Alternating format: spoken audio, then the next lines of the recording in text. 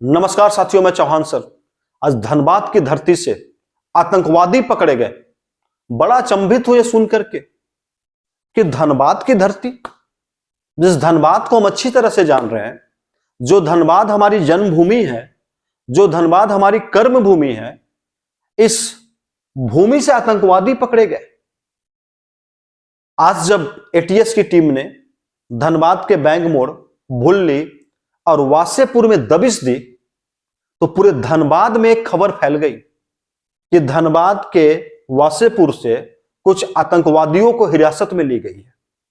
शाम होते होते इस पे खबरें और बढ़ने लगी, न्यूज चैनल्स खबरें दिखाने लगे, कई सोशल मीडिया पे खबरें प्रसारित होने लगी और लोगों की दिलचस्पी बढ़ने लगी कि आखिर हुआ क्या, कैसे हुआ।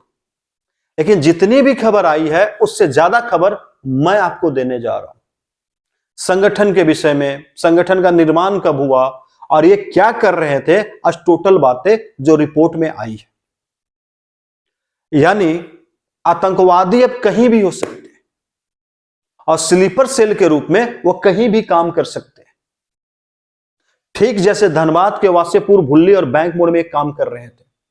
आपको जानकर सबसे बड़ी हैरानी यह होगी, इनकी उम्र महज 20 से 21 वर्ष है। 4 लोगों को गिरफ्तार किया गया है। मैंने नाम लिख कर लाया, चारों का नाम मैं बता देता हूं। एक का नाम है गुलाम हसन, उम्र 21 वर्ष। एक व्यक्ति का नाम है मोहम्मद शहजाद आलम, महज 20 साल।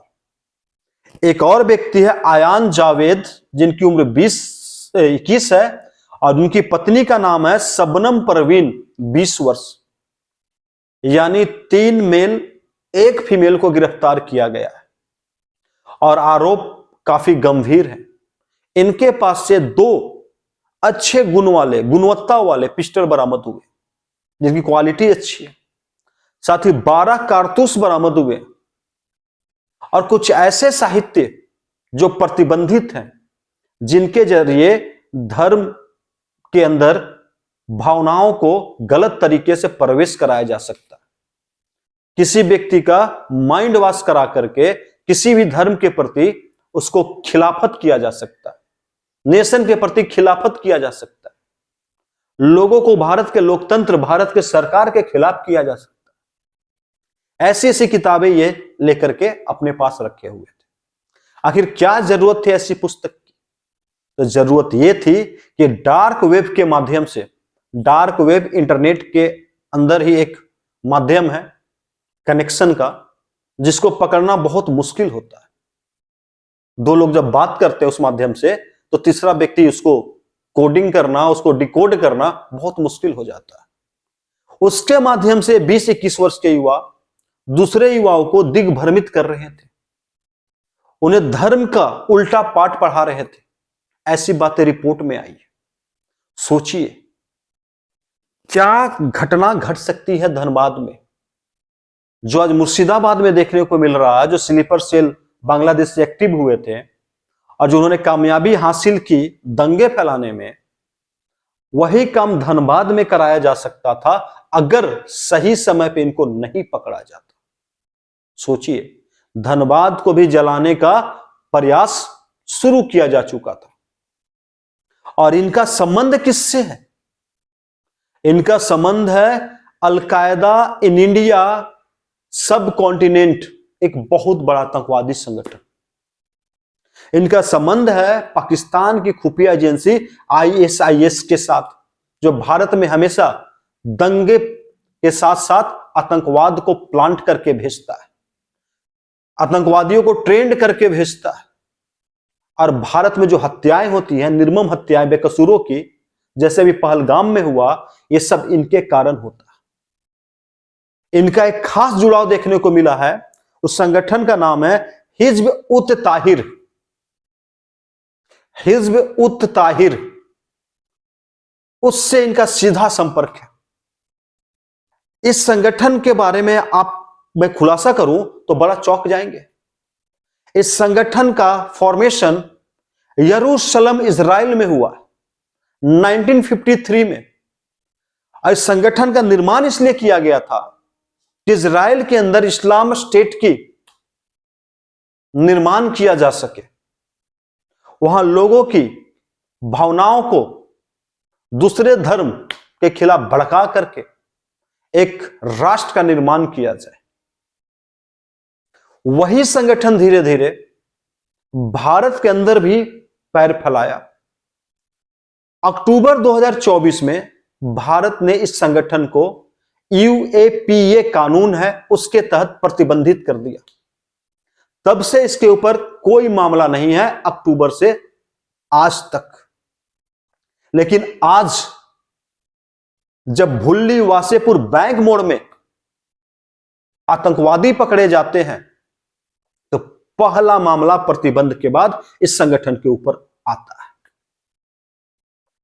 और अभी बात खत्म नहीं हुई है, पूछताछ चल रही है। आगे कई जगहों पे दबिश दिया जा सकता है जहां से पॉइंट और लिंक ये देंगे। खातिरदारी तो खूब होगी इनकी, ले गए हैं तो समझ तो रहे हैं और चाहिए भी खातिरदारी।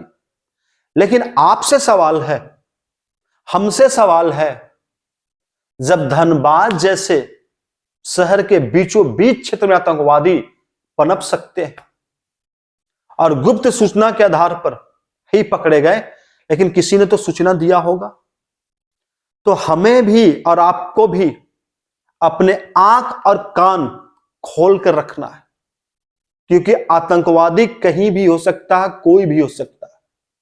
अगर किसी प्रकार की संदिग्ध गतिविधि देखें तो तुरंत Dhanbad police, Jharkhand police, ATS police से संपर्क करें, जो आपके हित में भी है और हमारे हित में भी।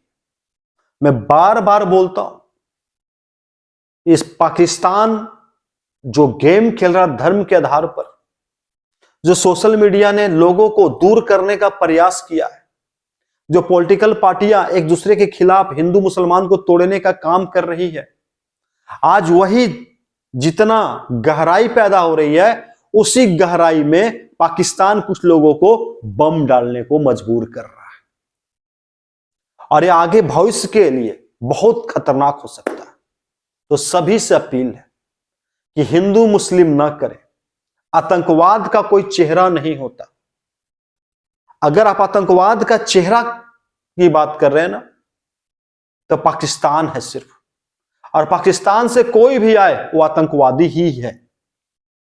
पाकिस्तान से जो इस्लामिक व्यक्ति आ रहे हैं वो आतंकवादी है। आपने कहां देखा कि भारत के मुसलमान आतंकवादी है? जितनी नफरत का बीज बोओगे, हमारे बीज से उतने ही स्लीपर सेल निकलेंगे। जरूरत है उस जहर को खत्म करने की, उस नफरत के बीज को खत्म करने की।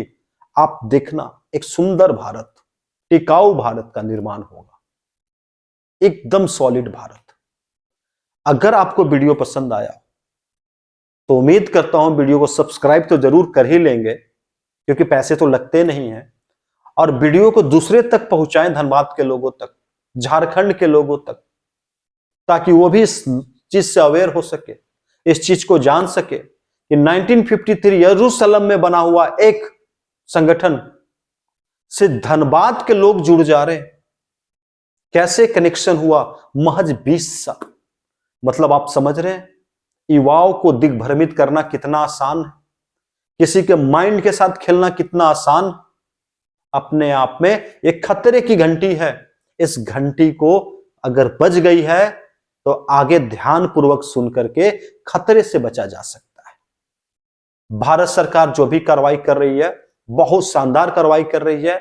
आज भारत में बहुत तरह से पाकिस्तानियों को पकड़ा जा रहा है, उनको डिपोर्ट किया जा रहा है, उनको यहां से भगाया जा रहा है। और भारत के इस कदम से काफी खुश हूं और भारत सरकार की प्रशंसा करता हूं। जय हिंद, जय भारत।